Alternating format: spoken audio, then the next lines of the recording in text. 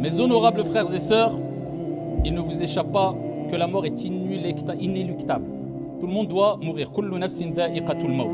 Mais ce qui nous intéresse lors de ce sermon, c'est de savoir qu'est-ce qui va se passer après la mort. Bien sûr, on ne va pas rentrer dans les détails, mais on va parler d'une étape cruciale qui, quelquefois, on a tendance à l'oublier, à la mettre de côté tout au long de notre vie, dans notre relation avec les créatures et avec le Créateur. Pourquoi je dis ça, vous allez le voir.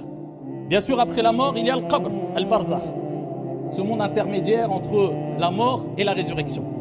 Wa ba'da al-qabri al-bahth, et après la tombe, il y aura la résurrection. Tout être humain, toute créature ressuscitera devant Allah subhanahu wa ta'ala. Et cela est facile pour notre Seigneur tabaraka wa ta'ala.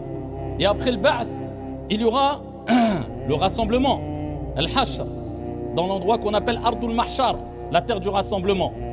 Et après le rassemblement, il y aura le hisab. Ah, bien sûr, il ne faut pas penser qu'on va fuir les conséquences de nos actions. Je parle particulièrement des mauvaises actions. Tout se paye, ici-bas ou dans le delà. Fût-ce le poids d'un atome de bien que tu as fait, ou le poids d'un atome de mal que tu as fait. Le bien, tu en seras récompensé par le bien. Et le mal, tu en seras récompensé par le mal. C'est ce qu'on appelle al-jaza. Et c'est ce qu'Allah a mentionné dans le Coran quand il parle de al-jaza, la récompense. Il parle de la récompense en bien, la récompense en mal.